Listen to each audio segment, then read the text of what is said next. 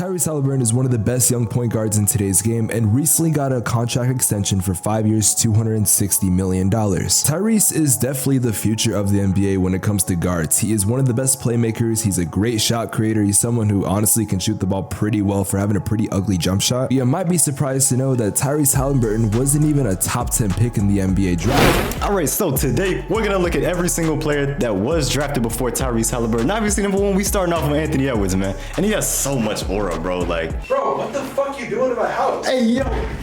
What the So as that weirdo that came in my house said, with the first overall pick in the 2020 NBA draft, the Minnesota Timberwolves got Anthony Edwards. Now, at the time of recording this, funny enough, Anthony Edwards is playing for Team USA, and this man is playing amazing. Like, he's playing great, and I feel like a lot of people are trying to push him to be the next face of the NBA. Now, I will say that for the number one pick, I'd like to say he's still the best player in this draft class so far. I know it's only been like 3 years, but still, he's been pretty impressive. Edwards is someone who I believe is only a couple seasons away from possibly being looked at as a top 10, maybe top 15 player. He has some development he needs to do, but that's not surprising. He's a pretty young guy, and I do think over time he's going to get to the level he needs to be considered one of the greats. Now, number two, we have someone that a lot of people thought could have went number one overall, but the Warriors got James Wiseman. Now, in 2023, I don't think it's a crazy thing to say that this pick just did not end up well for the Warriors. Now, to be fair on James, you could say a lot of the reasons why he didn't succeed is because of injuries. I mean, he came into the NBA with injuries. I don't even think he played his first season, and if he did, he probably played like 2 games. Not to mention, throughout his entire career, it seemed like he just never got the opportunity to play well for the Warriors. Now, you could blame that for the fact that he was going to a team that was not supposed to get the number 2 overall pick. I know the year before they got injured, but I'm sorry, that Warriors team was not a normal number 2 pick overall team. They just dealt with a lot of injuries, and they were so bad because it turns out when you don't have Steph Curry and your whole team is injured, you're not that good. From the jump, it didn't feel like Wiseman was going to fit on this team. Obviously, he wasn't going to be a prominent scorer. He probably would have been the number 3 or 4 option at best. He was someone who was solid on defense, but we never really saw the full potential. Not to mention, it wasn't even 100% confirmed he was going to be in the starting lineup because of guys like Kevon Looney who were on the rise. Now, I will say Wiseman also wasn't the best when he would go in. He would make crucial mistakes, but they were rookie mistakes that he was supposed to make. However, there's a reason why most superstar players get drafted at bad teams and they fully develop. That's because, well, you need to make those mistakes on a team where it really doesn't matter. But he was playing for the Golden State Warriors, arguably one of the best franchises in the NBA. Now, there's some good news if you are a James Wiseman fan. Ever since getting traded to Detroit, we can see the numbers, and he clearly had a statistical jump in his stats. Of course, we can look at the minutes and say, oh, he got double the minutes. Obviously, his stats are going to go up. I don't know if Wiseman's going to be the big man I think a lot of people assumed he's going to be, but I could see him being a solid starter for the Pistons because they're a team that I think has potential in the future. I also think it's important to remember the fact that James Wiseman is only 22 years old. He's very young and still has time to develop. Now, at number 3, the Hornets would get LaMelo Ball, arguably the most popular pick in this draft. Now, I don't think it's a stretch to say ever since the Hornets got LaMelo that their team got better as a whole. I feel like the environment is completely different. They're a lot more fun to watch, but also I think they have potential to be a better team in the future. I will say you're going to start to notice a trend, but this draft class had a lot of solid guards to come out of it, and LaMelo being one of them. LaMelo is an all-star level player who's actually made the all-star game. He's someone who's going to be one of the faces of the NBA as time goes on, but that's if he doesn't continue to get injured and just overall not play to his potential. While LaMelo just got a recent extension by the Hornets, which is good because it shows that they are fully committed to this man being the face of the franchise, it is important to know over the past 3 seasons that he's played, he has never played a full 82 games. He's had a tendency to get injured, which I think could be related to Lonzo because both of them have constantly been getting injured, but that's another topic for another day. But nonetheless, I would still take LaMelo Ball with the 3rd overall pick if I had to redo this draft, so honestly, yeah, I'd say it was a W in the end for the Hornets. With the 4th overall pick, the Chicago Bulls would take Patrick Williams, which that has been an interesting pick in itself. From what I've seen, a lot of Bulls fans would tell you that they love Patrick Williams, that he's a great player, and he's someone that they want to see stay a part of the franchise. But for the number 4 overall pick, I wouldn't exactly say he was worth it. Now, to be fair, it seemed like he had high potential coming out of college, which he did. Now, Patrick Williams has been healthy for the most part, except last last season where he only played like 17 games. But the good news is it seems like he's fully healthy, but the bad news is that Torrey Craig just signed to the Bulls during free agency, and it seems like he's going to be the starter. Patrick Williams is a solid role player, and I do think the Bulls need him, but I just don't think he was worth the number 4 pick looking back at it. Okoro was a great player in college, however in the NBA for the Cavs, he really never had that much success. In his first season, I think they tried to make him a starter, however as the years went on and they had Darius Garland, they had Colin Sexton at one point, and now Donovan Mitchell, it seems like in Cleveland the guard spot is completely filled and Okoro is just going to be a rotation player. As long as Donovan Mitchell and Darius Garland are on this team, I don't think Okoro is ever going to be a starter, but I do think he can peak at a solid rotation player unless maybe he leaves to go to another team, but of course that's speculation. I think he likes it in Cleveland. But if he does go to another team, maybe he can go into some untapped potential. I'm not entirely sure. To be honest, Okoro really has not impressed me throughout his NBA career. With the 6th overall pick, the Atlanta Hawks got Onyeka Okongwu. Now me personally, I love Onyeka Okongwu. I think he's one of the most underrated big men in the game. I think the Hawks are really going to love him as time goes on, and I was a pretty big fan of him in Chino Hills. Now the thing is, right now he would not be the starter on the team because of Clint Capella. However, I have the feeling that he should be replacing Clint Capella very soon. I honestly believe that Onyeka Okongwu is just a better version of Clint Capella with a lot of potential. I do think that the Hawks should try to trade Capella, get some other players on their team, but honestly, I just care more about Onyeka getting an opportunity. I think Onyeka has great potential in this league. I do think he's going to need a couple years, but I could see a breakout year happening sooner than later. So I would say because of the potential that this was a great pick, especially because this draft was only like 3 years ago. But give Onyeka some time, he's going to be a great player in this league, I promise you. With the 7th pick, the Detroit Pistons got Killian Hayes, and oh my god, do I have a lot to say. Now me personally, I love Killian Hayes. I like his potential. I've always kind of been a fan of him, but a lot of Pistons fans really don't see it. Some Pistons fans have even gone as far as saying that they think he sucks and that he should be traded from the team. I think Killian Hayes is a solid role player for the team, but if you're expecting more than that, then I think you're kind of delusional right now. For example, them having guys like Cade Cunningham and Jaden Ivey, that's just not going to really be able to give Killian Hayes an opportunity to thrive. He's a great passer, I'll give him that, but honestly, there's nothing about his game that really stands out to me where I'm like, oh, that's Killian Hayes, he's really good at that. I think we're starting to notice a pattern in this draft class where there are a good amount of players that are never going to be nothing more than just solid role players, which that's fine, but given where you were drafted in the lottery, that doesn't look good. Now, if Killian Hayes does get traded to another team, kind of like I recommended for Isaac Okoro, then maybe he can be more than a role player, but right now, I just don't see it. With the 8th overall pick, the New York Knicks got Obi Toppin. Now, here's the thing. When Obi Toppin got drafted, I actually believe that he was the steal of the draft. I thought Obi had potential to be top 5, maybe even top 3 talent. In fact, as a Suns fan, I was kind of hoping he would fall to Phoenix because I thought he had great potential for this team, but oh, was I fucking wrong. Once again, for the 3rd straight player, Obi Toppin has been nothing more than a rotation guy. The only difference is that Obi Toppin actually had a pretty messy breakup with the Knicks. About a month or 2 ago, there was a leaked audio that came out about Obi Toppin just ripping the Knicks. I don't know if he was talking to Thibs, it doesn't really say, but he was talking to someone and he was clearly pissed off. I do think in Indiana, Obi is going to get a better opportunity to thrive. This Pacers team, they have a lot of potential, ironically because of one player in particular, but nonetheless, Obi Toppin I think could play great for the Pacers if he just did what he did at Dayton. I know that's a stretch because that was years ago, but I do think Obi can get back to that level if he just gets an opportunity. I feel like I keep saying that a lot, but a lot of these young guys do have potential. They at one point had a pretty solid chance to thrive, but they just never got it, or they just didn't do well the first time around. But I'm not gonna lie, and maybe this is a little bit biased because I've kind of been a fan of Obi Toppin for a while, but out of all the players that I've talked about so far that I think have the highest potential that haven't gotten an opportunity, so the guys that I've said are role players so far, I think either Patrick Williams or Obi Toppin have the highest potential, and right now I'm gonna take Obi Toppin. That might sound crazy, Bulls fans don't come for me, but hear me out. If Obi gets a chance, I think he's gonna thrive and could be a solid 20 points per game scorer. Ah fuck, this is gonna get clipped, isn't it? God damn it, dude. At number 9, the Wizards would grab Denny Advia. I'm not gonna lie, there's not a whole lot I can really say for Denny. He's been a solid role player for the Wizards, but that's really all about I can say. I think the Wizards try to go with the overseas route, but it just didn't work out, which sometimes it can, sometimes it can't. It's really a make or miss. I will say though, with the Wizards kind of being a weird team this year, I do expect Denny to have a little bit of a breakout season. I think he could average like 15 points per game, and maybe there's a chance he could solidify himself as one of the key players on this Wizards team, because right now they don't necessarily have a direction, and for a player like Denny, that is the perfect opportunity to show your skill set and hopefully get a spot on this team and show that you're worth more than what people think. With the 10th overall pick, the Phoenix Suns Suns got Jalen Smith. No, I'm not doing this. So Jalen Smith was on the Suns for a couple seasons and he was just as useful as